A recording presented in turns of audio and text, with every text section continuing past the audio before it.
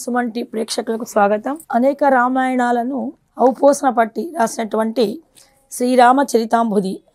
నేను మీ రమాశంకర్ కొరడే. ఈ రామాయణంలో ఒక విశిష్టత ఉంది.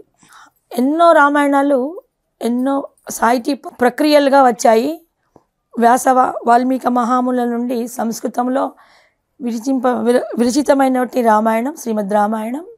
తర్వాతి అనతి కాలంలో అనేక భాషల్లో అనేక రాష్ట్రాల్లో అనేక సాహితీ ప్రక్రియలు, జానపద వాంగ్మయం నుండి స్త్రీల దంపుడు పాటలు, నాట్ల పాటలు, ఇలాగా రామాయణాన్ని అనేక విధాలుగా చాలా సామాన్యంలోకి హృదయాల్లోకి చొచ్చుకోపోయే విధంగా కూడా మనకు రామాయణం సమగ్రంగా ఒక పెద్ద చక్రవర్తుల నుండి చిన్న కూలి చేసుకునే వారి వరకు రామాయణం చాలా చక్కగా అర్థవంతంగా మానవ జీవన సరళిని మనకు నేర్పించేదిగా ఉన్నటువంటి రామాయణం. అలా అన్ని భాషల్లోకి బుర్రకథలుగా, హరికథలుగా, ఒగ్గు కథలుగా, బతుకమ్మ పాటలుగా. చాలామంది ఫస్ట్ బతుకమ్మ రోజు జనకుని ఇంట్లో ఉయ్యాలో, సత్య జనకుని ఇంట్లో ఉయ్యాలో, పుట్టెనే సీతమ్మ ఉయ్యాలో, పురుడు గోరుకుంటూ ఉయ్యాలో, ఇలాగా బతుకమ్మ పాటలుగా. మళ్ళా బ్రాహ్మణ స్త్రీలు పాడుకునేటువంటి గీతాలు, రామగీతలు, ఊర్మిళా నిద్ర, సీతమ్మవే వీళ్ళు. ఆ దంపుడు పాటలలో శ్రీరామచంద్రమిమ్ము చిత్త కమలమందు నిలిపి రాజసముగ పఠన చేతు రామగీతలు ఇలాగా. ఆ తర్వాత ఆల్యాశాప విమోచనము, ఊర్మిళాదేవి నిద్ర, గర్భిణీ స్త్రీలు ఎలా ఉండాలి అని సీతమ్మవే వీళ్ళలో మనకు చెప్పబడుతుంది. అనేక రామాయణాలు అర్థం చేసుకొని చదివి తమ పిల్లలకు చెప్పే విధంగా ఉండాలి. అయితే నేటి కలియుగము చాలా వేగవంతమైన కాలము. అందులో ఓపికలు తక్కువ. వెనకట్లాగా పురాణ శ్రవణాలు వినేవాళ్ళు లేరు. అందుకని సంక్షిప్తమైన విషయాలు మాత్రమే వింటారు. మనము అసలు రామాయణ విశిష్టత ఏందని మొన్న చెప్పుకున్నాము. ఆ తర్వాత నిన్న వాల్మీకి చరిత్ర చెప్పుకున్నాము. ఈ రామాయణం చదవడం వలన ఎన్ని పుణ్య నదులు, ఎన్ని ఉన్నతమైన నగరాలు సందర్శిస్తూ వస్తున్నాము, ఎన్ని ఆశ్రమాలు మనం సందర్శిస్తూ వస్తున్నాము. రామాయణంకి ఒక వరం ఉంది. అవన్నిటిలో నదులలో స్నానం చేసిన ఫలితాన్ని మనకి ఇస్తుంది. అయితే ఈ రామాయణం ఏంటంటే, నేను రాసిన రామాయణము గేయంగా చదువుకోవడానికి వచ్చు, పాటగా పాడుకోవచ్చు, శ్లోకంగా చదువుకోవచ్చు, వచనంగా చదువుకోవచ్చు. ఎవరికి అనుకూల విధంగా వాళ్ళు చదువుకున్నా అరటిపండు ఒలిచి నోటికి అందించినంత మధురంగా చాలా లేత పదాలతోని అర్థవంతంగా ఉంది. నా రామాయణంలో ముఖ్యంగా వివాహ తంతు. మన భారతీయ సంస్కృతి ప్రకారము వివాహానికి అత్యంతమైనటువంటి విశిష్టత. ఒక వివాహం అనేది అగ్నిసాక్షిగా చేసుకునే దంపతుల యొక్క స్నేహము. అది 100 ఏళ్ల పాటు అన్యోన్యంగా ఎలా కలిసి ఉండాలి, దానికి సీతారామచంద్రులే మనకు తార్కాణము. అలాంటి వివాహ తంతుని ఎలా జరిపించాలి, వివాహం చేసేటప్పుడు వధువు యొక్క తండ్రి, వరుని యొక్క తండ్రి ఎంత స్నేహంగా ఉండాలి. ఇక్కడ దశరథ మహారాజు సీతాదేవి యొక్క తండ్రి అయిన జనక మహారాజును గౌరవిస్తాడు. దానం ఇచ్చేవారు మీరు, పుచ్చుకునేవారు మేము. కాబట్టి మీకు అనుకూలమైన ముహూర్తాలే మీరు పెట్టుకోవాలి. ఇవాళ రేపట్లో ఏముంది, మాకు నచ్చిన హాల్ కావాలి అని వరుడి వాళ్ళు డిమాండ్ చేయడం అనేది ఉంది. కానీ ఆనాటి కాలంలో వధువుకు తండ్రికి ఎంత విశిష్టతను, గౌరవాన్ని ఇచ్చారు మనకు రామాయణం చెప్తుంది.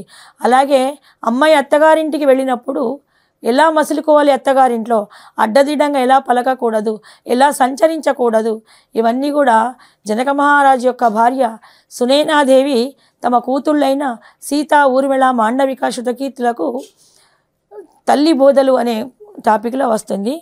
అయితే ఈ రామచరితాంబుదిని దీనిలో ఒక విశేషం ఏంటంటే, మీరు చదువుకుంటూ పోతే దృశ్యమానంగా మీకు కళ్ళకు కనబడుతుంది. నేను ప్రతి ఒక్క విషయాన్ని దీంట్లో సృజించాను. కొన్ని వాల్మీకి రామాయణం లేని కథలు కూడా సామాజికంగా ఉపయోగపడేవి ఇంకా మిగతా రామాయణాలు ఉన్నాయి. నేను సొంతంగా రాసింది ఏమీ లేదు, ఊహించి రాసింది కాదు. తులసి రామాయణము, రాజాజీ రామాయణము, భార్గవ రామాయణము, గోనె బుద్ధారెడ్డి రామాయణము, ఇలా అనేక రామాయణాలలో ఉన్నటువంటి కొన్ని విషయాలు దీంట్లో చెప్పడం జరిగింది. కొన్ని జానపద పాటల నుండి తీసుకొని జరిగింది.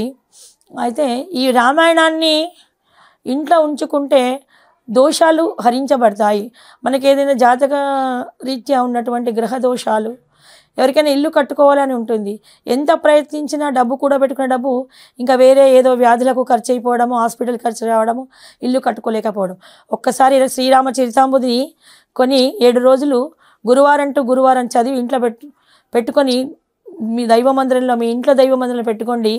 మీరు 21 రోజుల్లో మీ ఇంట్లో ఇల్లు కొనే అవకాశం మీకు రామచంద్రుడు కలిగిస్తాడు. రామకథ అని ఒకటి ఉన్నది. ఇది సత్యనారాయణ స్వామి కథలాగానే 7 కథలతో సంపూర్ణంగా శ్రీరామ కథ ఉంది. అదొక వ్రతంగా కూడా ఉంది. అది మళ్ళీ ఎప్పుడైనా చెప్పుకుందాము. ఈ రామాయణాన్ని ఇంట్లో పెట్టుకోవడం వల్ల వివాహం కానీ అమ్మాయిలకు కానీ అబ్బాయిలకు కానీ వివాహం కావడము, ఇది ఇంట్లో ఉంచుకోవడం వల్ల ఎన్ని రోజుల నుంచో తల్లిదండ్రులు కూడా బాగా సఫర్ అవుతూ వాళ్ళ బాబుకు ఉద్యోగాలు రావడం లేదు. బీటెక్లు ఎంటెక్లు చేసిన సరి అయిన స్థిరమైన ఉద్యోగం లేక ఉన్నవారు ఈ రామాయణాన్ని కొని ఇక్కడ దాంట్లో ఉన్న ఘట్టం ఒకటి చదువుకుంటే అది కూడా 7 రోజులే. గురువారం ఏదైనా గురువారం మొదలు పెట్టాలి రామాయణం ఎప్పుడైనా, లేక ఆదివారం నుంచి గురువారం నుంచి గురువారం. ఈ 2 వారాలు కూడా రాముడికి అత్యంత ప్రీతికరమైనటువంటి రోజులు. విష్ణుమూర్తి అవతారం కదా, శనివారం అని అంటారు. కానీ గురువారంలో సాక్షాత్ రామచంద్రుని యొక్క విశిష్టత. రామచంద్రుడికి గురువారం అంటే ఎందుకు ఇష్టమని, ఎప్పుడు గురుప్రియుడు, గురు పూజ చేసేవాడు. గురువారం చేయడం వల్ల ఏదైనా పారాయణం కానీ మంచి కార్యక్రమం కానీ గురువారం మొదలు పెడితే గురుగ్రహం యొక్క బలం ఉంటుంది. అలాగే ఆదివారం సూర్యునికి సంబంధించిన వారం కాబట్టి భానువాసరే అంటాము మనం. ఆదివారము సూర్య సంబంధించింది కాబట్టి చిన్న చిన్న దోషాలు దుర్ముహూర్తాలు ఉన్నా కూడా ఆదివారం నాడు సమసిపోతాయి. ఆదివారం మొదలు పెట్టుకోవాలి. అయితే ఈ రామచరితాంబుధిని చాలా దీర్ఘంగా, చాలా విపులంగా, సంపూర్ణంగా అంత చెప్పుకోవడానికి మనకి ఎప్పుడు కూడా సమయపాలన తక్కువ. అంత మొత్తం చెప్తున్నా కూడా వినే ఓపిక కూడా ఎవరికి ఉండదు. అనవసరంగా అందరిని ఇబ్బంది పెట్టినట్టు ఉంటుంది. కాకపోతే మన జీవితానికి సంబంధించినటువంటి ముఖ్యమైనటువంటి రామఘట్టాలు. ముందుగా మనకేమనుకుంటాము, వాల్మీకి మహర్షి రామాయణం రాశాడు. వాల్మీకి మహర్షికి నారద మహర్షి చెప్పాడు. నారద మహర్షికి బ్రహ్మదేవుడు సూచించాడు వాల్మీకి ఉపదేశం చేయమని. కానీ అంతకంటే ముందు కూడా కైలాస పర్వతగిరులలో పార్వతీదేవి మన జనరక్షణ కోసము, ఎప్పుడు కూడా పార్వతీదేవి పరమేశ్వరులే వీళ్ళందరికీ తల్లిదండ్రులు, సకల జనావళికి తల్లిదండ్రులు. లయకారుడు పరమేశ్వరుడి చేత చెప్పబడినటువంటి రామాయణం. అది ఎవరు? పార్వతీదేవి అడుగుతుంది. సూక్ష్మంలో సూక్ష్మంగా మోక్షం వచ్చేటువంటి పోను కలియుగ మానవులకు ఆయు ప్రమాణాలు తక్కువ, పనులు ఎక్కువ, అల్పాయుష్కులు. అటువంటి వాళ్ళు సంక్షిప్తమైన వాళ్ళ జీవన విధానంలో పెద్ద పెద్ద యాగాలు క్రతువులు చెయ్యలేరు, పెద్ద పెద్ద పురాణ శ్రవణాలు చదవలేరు, వేద పఠనాలు చెయ్యలేరు, హోమాగ్నులు వేర్చలేరు, దేవతలకు తృప్తి కలగనీయలేరు. అందుకని ఏం చేయాలి స్వామి? ఆ కలియుగ మానవులను అలాగే వదిలిపెడదామా? మీరు తలుచుకుంటే ఏమైనా అవుతుంది స్వామి అంటే, మోక్షమైనది, మోక్షకారకమైనది, సూక్ష్మమైనది అయినటువంటి రామాయణ పఠనం చేయడం వల్ల, రామాయణ గీతలు చదవడం వల్ల, విష్ణు సహస్రనామం చేయడం వల్ల అని అంటాడు. అంటే విష్ణు సహస్రనామం కూడా దాదాపుగా 2.5 పేజీలు ఉంటుంది. అందరూ అర్జునుడు చెప్పాలి, సంజయుడు చెప్పాలి, ధృతరాష్ట్రుడు వినాలి. ఇవన్నీ కూడా ఉన్నాయి బ్రహ్మదేవుడు చెప్పిన శ్లోకాలు. ఇంకా సూక్ష్మంగా పురుషులంటే చేయగలుగుతారు, వాళ్ళకు పని ఒత్తిడి తక్కువ ఉంటుంది. కానీ స్త్రీలకు పని ఒత్తిడి ఎక్కువ ఉంటుంది.